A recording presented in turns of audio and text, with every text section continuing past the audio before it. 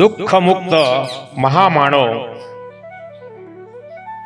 महाकारुणिक अहरत सम्यक संबुद्ध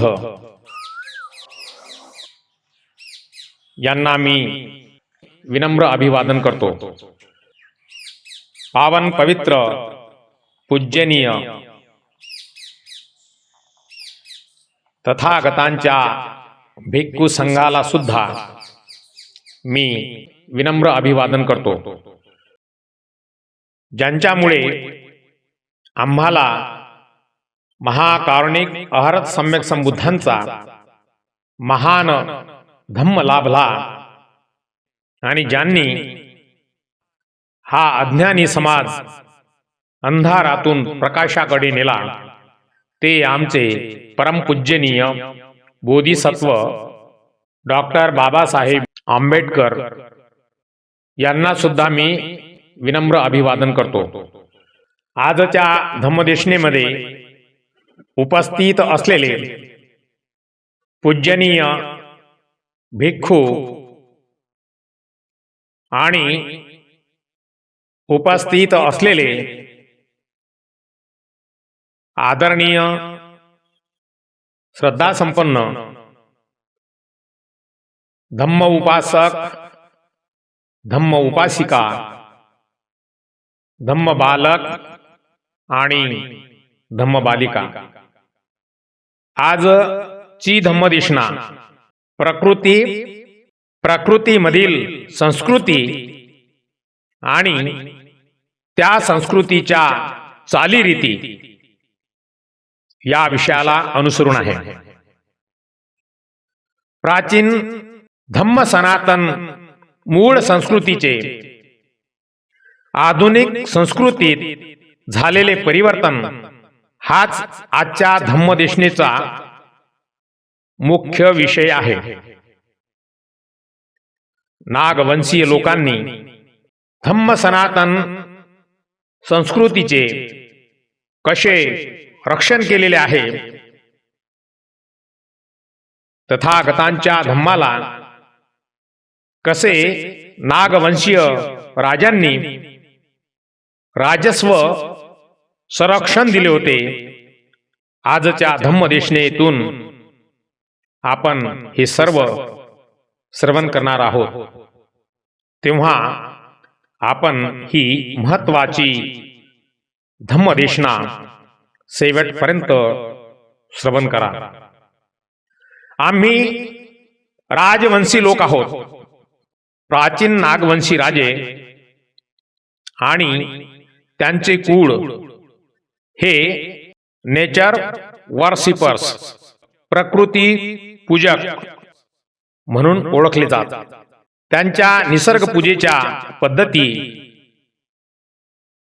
या केवळ कर्मकांड नसून त्या निसर्ग आणि मानवाच्या अतूट संबंधावर आधारित होत्या।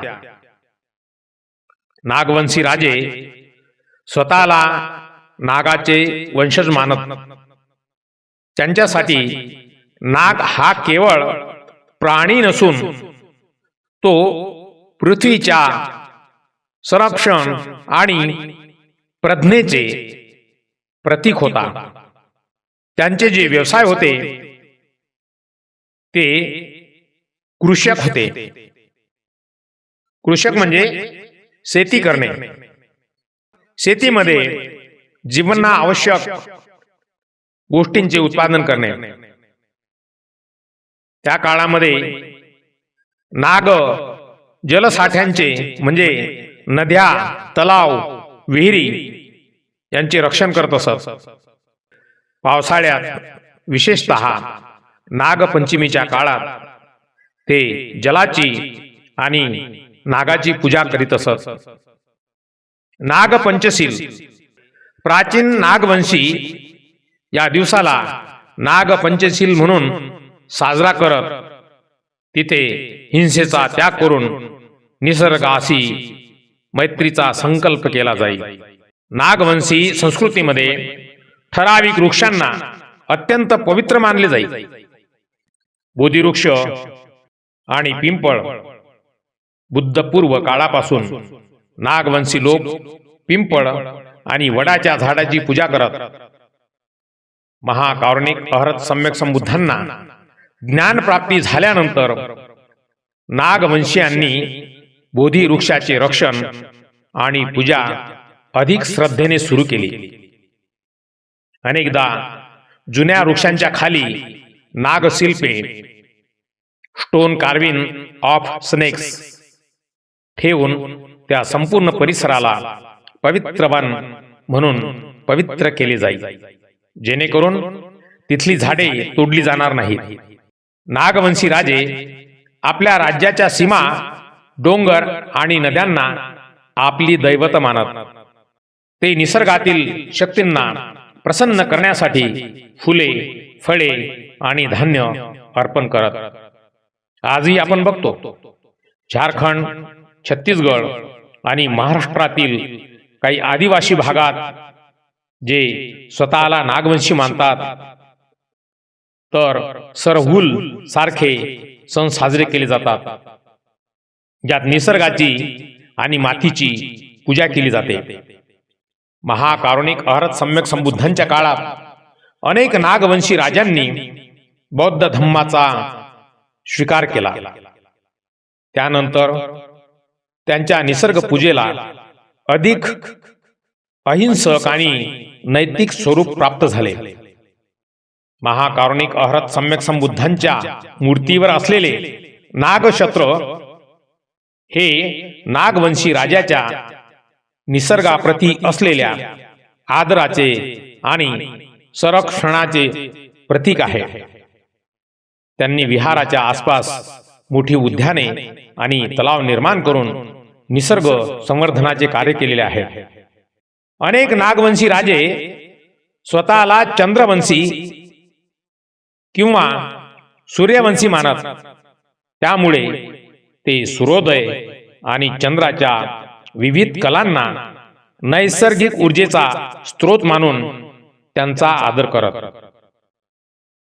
नागवंशी राजांची निसर्ग पूजा ही वातावरण रक्षणाचे एक प्राचीन रूप होते.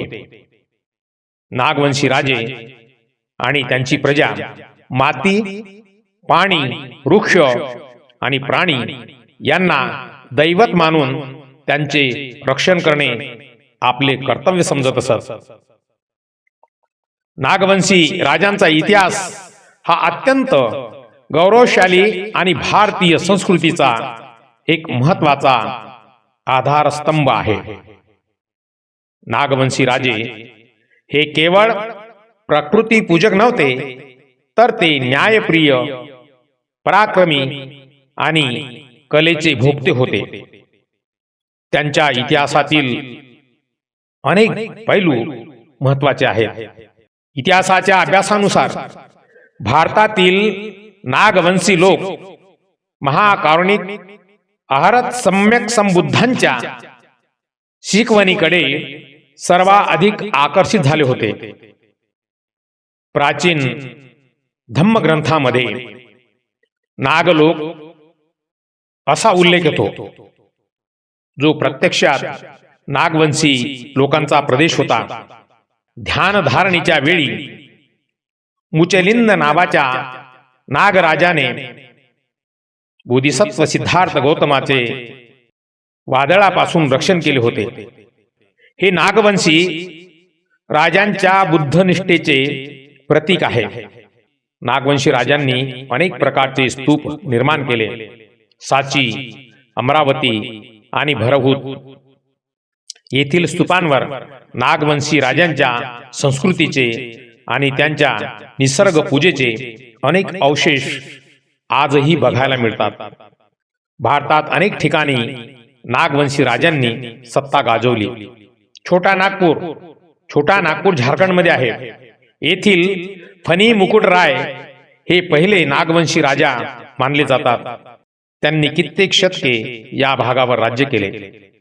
पद्मावती, ग्वाल्हेर येथे भारसिंह नागराजांचे मोठे साम्राज्य होते. विदर्भ आणि दक्षिण भारत, महाराष्ट्रातील नागपूर हे नावच नाग लोकांच्या वास्तव्यावरून पडले आहे, तेव्हा भारतात परकीय आक्रमणे झाली, तेव्हा भारशिव नागराजांनी त्यांचा प्रतिकार केला. नंतरच्या काळात यातील अनेकांनी बौद्ध धर्माचा प्रभाव स्वीकारला. नागवंशी राजांची शासन पद्धती बऱ्याच अंशी गणराज्य पद्धतीची होती. नागवंशी लोक आणि नागवंशी राजा यांच्यामध्ये खूप प्रेमाचे नाते होते. ते लोकांच्या मताचा आदर करत त्यांच्या राज्यांमध्ये शेती आणि व्यापाराला मोठे प्रोत्साहन दिले जाई. स्त्रियांना समाजात मानाचे स्थान होते. अनेक नागवंशी राजांचा उल्लेख इतिहासात आदराने केला जातो. परमपूजनीय बोधिसत्व डॉक्टर बाबासाहेब आंबेडकरांनी 14 ऑक्टोबर 1956 रोजी नागपूरचीच निवड का केली? यामागे नागवंशी राजांचा इतिहास होता. त्यांनी सांगितले होते की नाग लोक हे बुद्धांचे अत्यंत कट्टर अनुयायी होते आणि त्यांनीच बुद्धांच्या विचारांचा प्रचार आणि प्रसार केला. या ऐतिहासिक वारशामुळेच नागपूर ही दीक्षाभूमी बनली. नागवंशी राजांची संस्कृती ही प्रकृतीपूजक होती. त्यांच्या नाण्यावर जे त्यांचे चलन होते, नागमुद्रा म्हणून त्याला ओळखले जात होते आणि त्या नाण्यावर नागाची प्रतिकृती किंवा निसर्गातील चिन्ह असत. त्यांनी दगडी लेण्या आणि चैत्य बांधण्यात मोठे योगदान दिले आहे. प्राचीन नागवंशी लोकांची मकर संक्रांत साजरी करण्याची पद्धत ही आजच्या प्रचलित पद्धतीपेक्षा थोडी वेगळी आणि पूर्णपणे निसर्ग चक्राशी जोडलेली होती. नागवंशी संस्कृती ही मुळातच निसर्गपूजक आणि कृषी प्रधान असल्यामुळे त्यांच्यासाठी हा दिवस उत्तरायपणाचा म्हणजेच सूर्याच्या नव्या प्रवासाचा उत्सव होता. प्राचीन काळी नागवंशी लोक हा जो आजचा मकर संक्रांतीचा जो काळ आहे, त्या काळामध्ये अनेक प्रकारचे सांस्कृतिक कार्यक्रम करून प्रकृतीचे संरक्षण कसे होईल ते सांस्कृतिक कार्यक्रमामध्ये प्रचार प्रसार करत असत. नागवंशी लोक सूर्याला ऊर्जेचा मुख्य स्रोत मानत. मकर संक्रांतीला सूर्य दक्षिणायानातून उत्तरायणात प्रवेश करतो, म्हणजेच दिवस मोठे होऊ लागतात. या काळात ते पहाटे उठून नद्यांमध्ये किंवा जलकुंडामध्ये पवित्र स्नान करीत असत. सूर्याला अर्घ्य देऊन नवीन पिकांच्या समृद्धीसाठी प्रार्थना करत असत. हा काळ सुगीचा, कापणीचा असतो. नागवंशी लोक या दिवशी शेतातून आलेल्या पहिल्या धान्याचा नैवेद्य निसर्गाला अर्पण करत. तीळ आणि गुळ हे नागवंशीयांच्या आहारात महत्वाचे होते. थंडीच्या काळात शरीराचे रक्षण करण्यासाठी ते तीळ आणि गुळ याचा वापर करून बनवलेले पदार्थ एकमेकांना वाटत, जेणेकरून समाजात गोडवा आणि मैत्री टिकून राहावी म्हणून. बौद्ध धर्माच्या प्रभावाखाली असलेल्या नागवंशी समुदायांमध्ये या दिवसाचे रूपांतर एका आध्यात्मिक उत्सवात झाले होते. ते या दिवशी एकमेकांमधील द्वेष विसरून मैत्री भावना जोपासत. महाकारुणिक अहरत सम्यक संबुद्धांच्या शिकवणीनुसार सर्वांचे भले व्हावे या भावनेने ते अन्नदान, धम्मदान आणि द्रव्यदान करीत असत.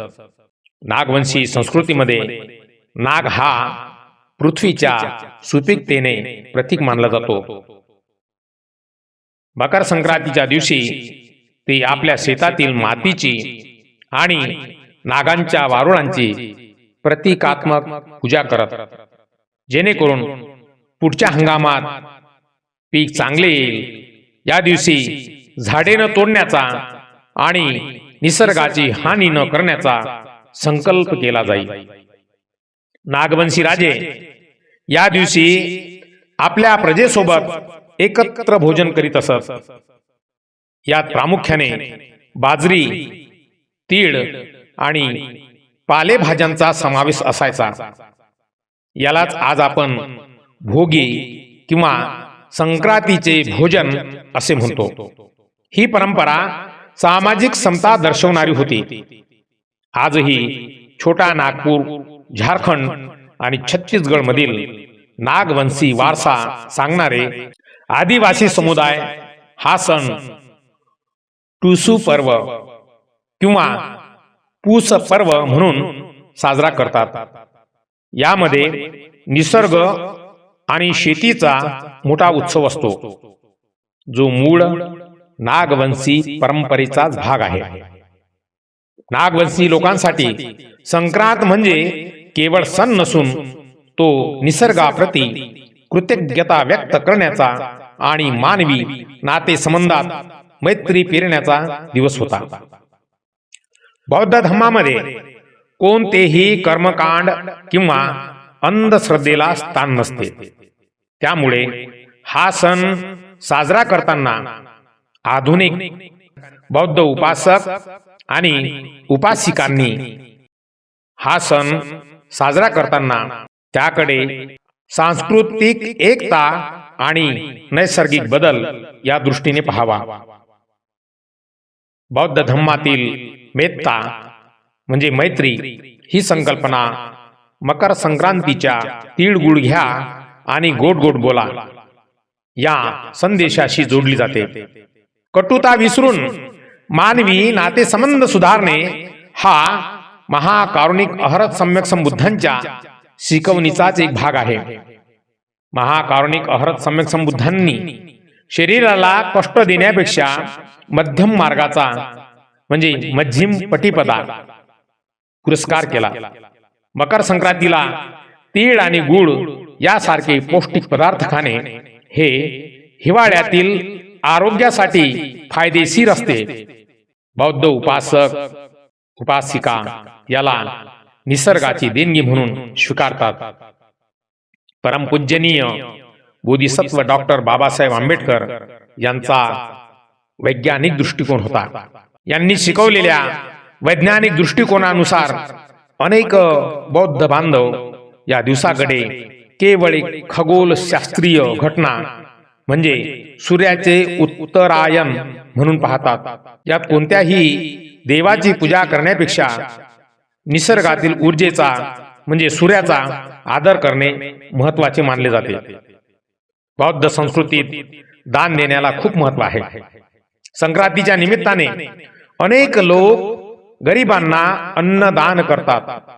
गरीब विद्यार्थ्यांना शैक्षणिक साहित्याचे वाटप करतात. हे धम्मदानाच्या संकल्पनेशी सुसंगत आहे. धार्मिक दृष्टिकोनातून बौद्ध धर्मात पौर्णिमेला उदाहरणार्थ बुद्ध पौर्णिमा, आषाढ पौर्णिमा, कार्तिक पौर्णिमा अनेक ज्या पौर्णिमा आहेत सर्वाधिक महत्व असते.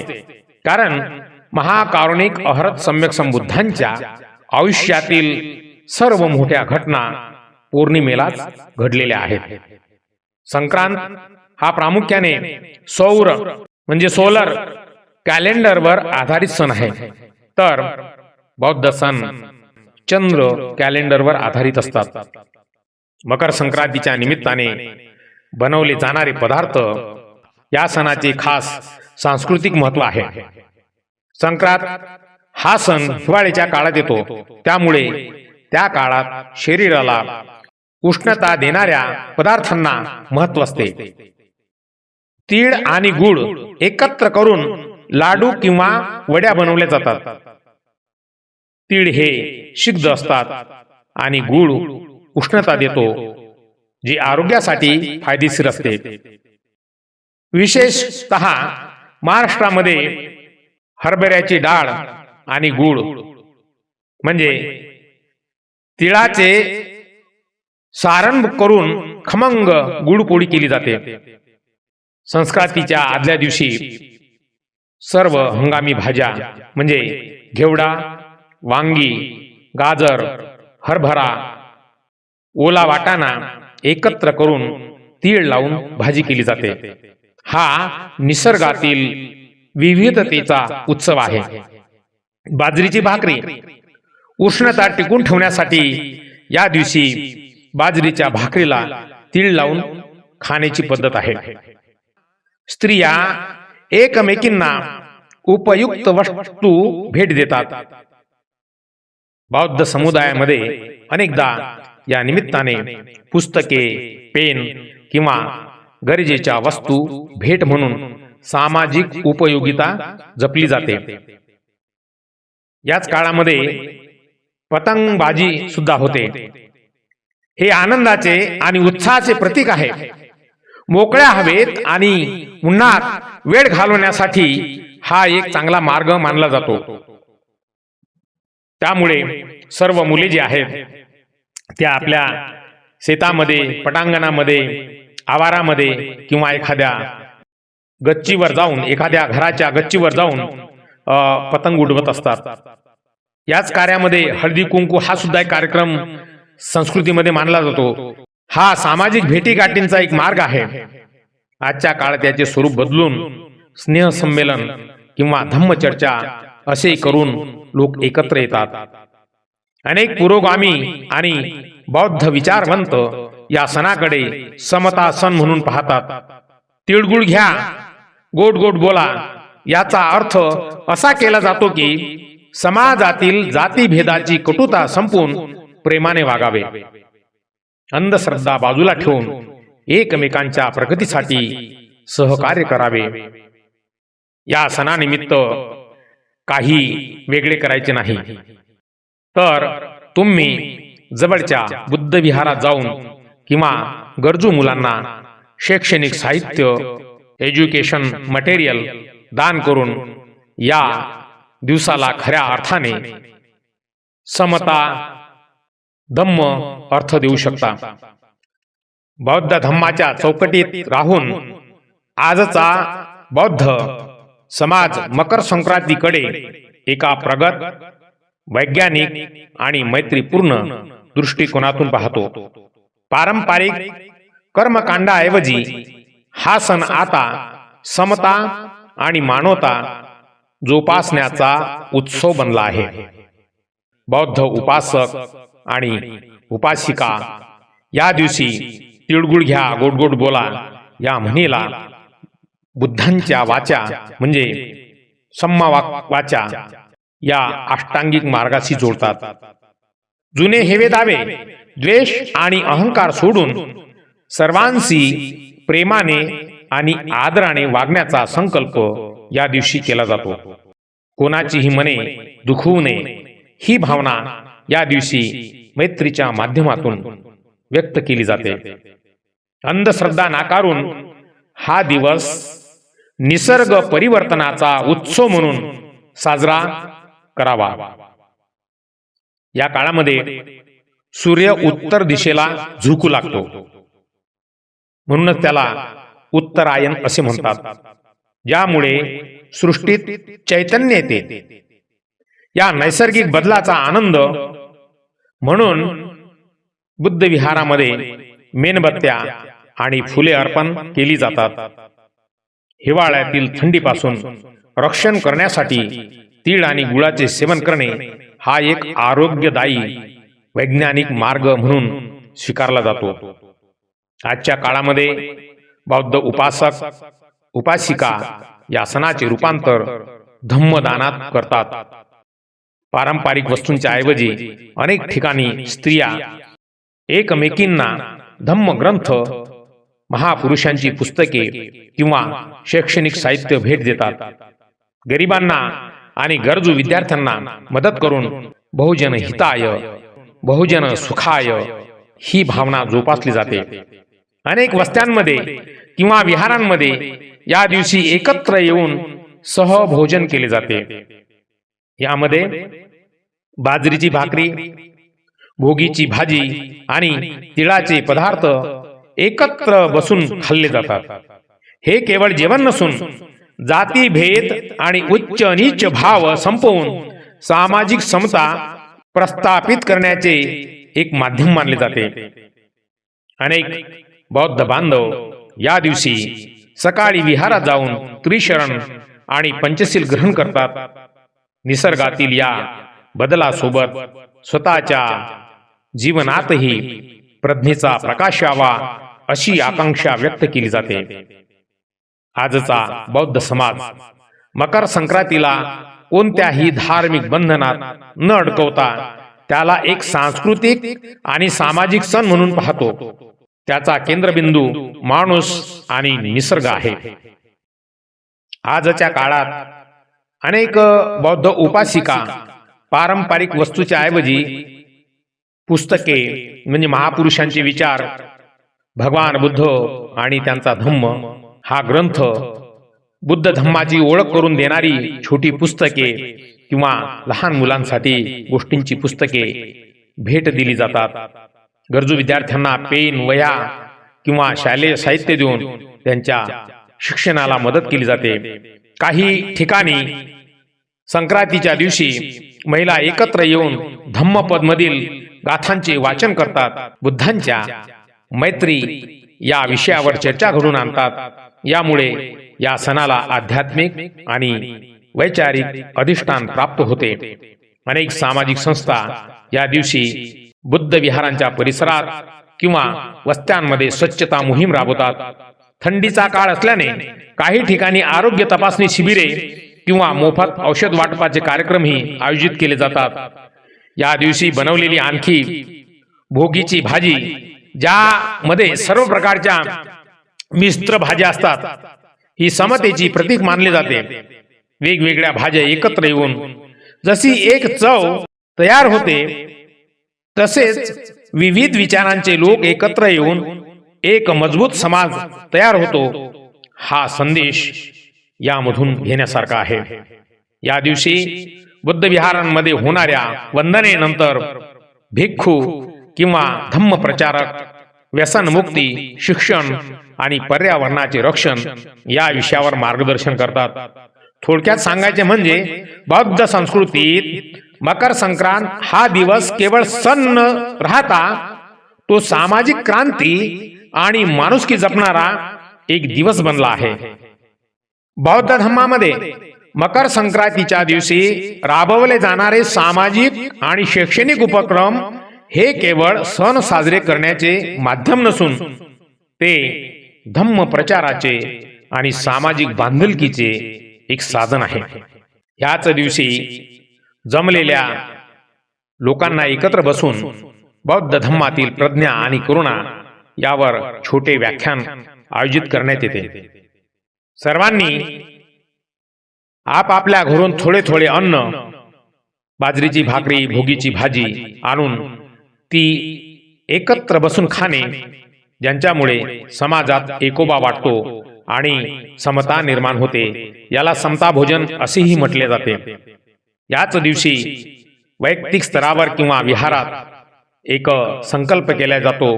क्षमा आणि मैत्री याबद्दल संकल्प केला जातो.